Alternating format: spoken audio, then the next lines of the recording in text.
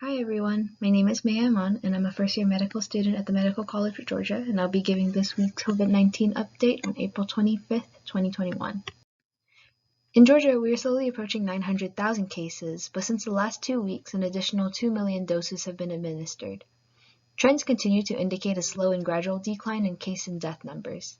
In the US, we are seeing a decline in the number of vaccines administered daily, most likely due to the pause in the Johnson & Johnson vaccine, combined with vaccine hesitancy. However, it is a positive point that we have now surpassed 200 million total vaccine doses administered nationally, and hopefully numbers continue to rise with increased vaccination efforts throughout the nation. I also wanted to point out the surge seen in India recently of approximately 17 million cases, with about 350,000 new cases reported just Saturday.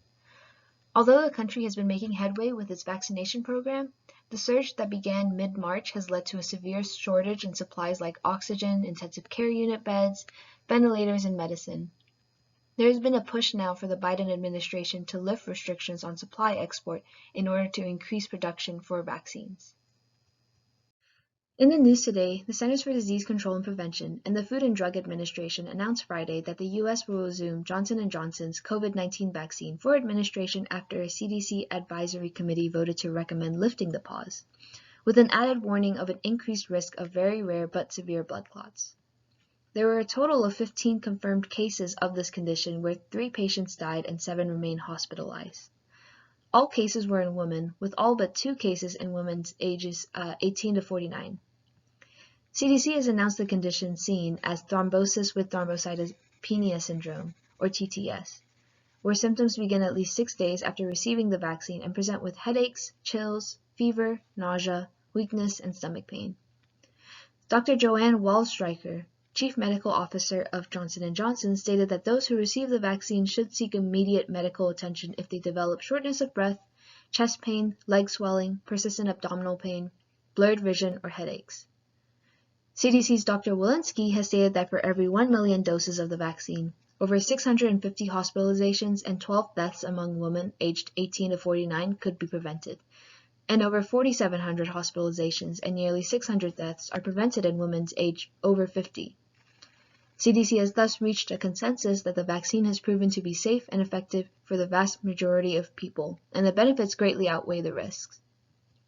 In other news, on Thursday, Senate approved a legislation to improve law enforcement efforts to better protect the Asian American and Pacific Islander community from hate crimes.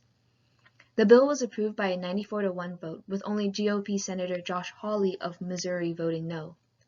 The bill incentivizes law enforcement agencies to better track hate crime instances and establish related hotlines, as well as delegate a Department of Justice official to initiate reviews of these hate crime reports quickly for law enforcement departments across the country.